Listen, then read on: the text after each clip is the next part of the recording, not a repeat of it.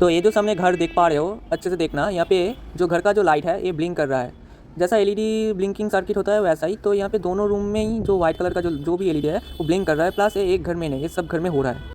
तो ये क्यों होता है और इसका होने का पीछे का रीज़न क्या है? तो देखो, इस टाइप का जो सिचुएशन है, इस टाइप का जो ब्लिंकिंग, ये सिचुएशन ज़्यादातर विलेज एरिया में ही होता है। क्यों? अगर सिटी एरिया में जाते हो, अर्बन एरिया में जाते हो, तो वहाँ पे क्या होता है, जितना पावर डिमांड रहता है कंज्यूमर का, उससे ज़्यादा पावर का ही ट्रांसफार्मर लगाया जाता है। अगर डिमांड आता है रिसेंटली तो तभी न्यू लगाया जाता है। बट अगर विलेज एरिया होता है तो वहाँ पे क्या होता है, वहाँ पे जितना ट्रांसफार्मर रहता है पहले से उससे काम चलाया जाता है। इससे क्या होता है, न्यू ट्रांसफार्मर नहीं लगाया नहीं जाता, प्लस ओवरलोडिंग चलता रहता है। तो इस ओवरलोडिंग में अगर कुछ ऐसा डिवाइस ऑन होता है जिसका स्टार्टअप चार्ज जो रेटेड का जो पावर है वो ज़्यादा होता है, तब इसमें दिक्कत आता है। एक एग्जाम्पल ही पकड़ लो, जैसा मान लो हमारे घर में एक समरसेबल पंप है, तो जब उसको हम पहले टाइम में ही चालू करते हैं तब वो बहुत ज़्यादा एम्पियर लेता है कंपेयर टू रनिंग टाइम।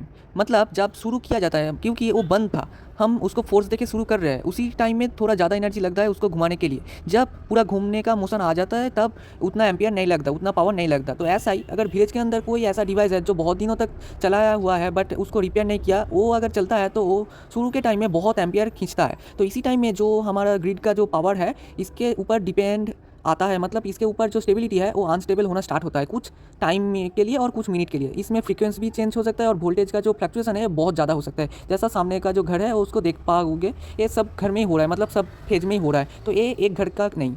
तो इसी के लिए ज़्यादातर ऐसा प्रॉब्लम होने के टाइम अगर घर में बहुत अच्छा चीज़ रहता है तो इसी टाइम में बंद कर लो, और प्रोटेक्शन और स्टेबल टाइप का जो डिवाइस होता है जो वोल्टेज स्टेबल रहने में चलाता है हमारा घर का चीज़, उस टाइप का चीज़ को खरीद लो। तो इससे बहुत हमारा घर का जो चीज़ है वो सेफ रहेगा। प्लस वोल्टेज स्टेबलाइजर जरूर खरीदना, क्योंकि यहाँ पे वोल्टेज बहुत लो होगा। तो ये जो फिनोमेना है ये बहुत देर तक नहीं रहता, ये कुछ मिनट तक और कुछ सेकंड के लिए रहता है। बट जो भी हो, कुछ देर तक भी अगर रहता है तो इसी टाइम में भी अगर हमारे घर में कुछ सेंसिटिव लोड चलता है वो कुछ ही मिली सेकंड के अंदर ख़राब हो सकता है। तो जितना हो सके अपना प्रोटेक्शन, अपना चीज़ घर में बना लो, अपना आइडिया से प्रोटेक्शन दे दो, क्योंकि इस टाइप का प्रॉब्लम कभी भी ग्रिड सिस्टम वो सब नहीं करेगा, क्योंकि वो भी जानते हैं अगर हम कर देते हैं तो हमारा लॉस हो जाएगा। तो इसी के लिए अपना सेफ्टी अपना कुछ कर लो।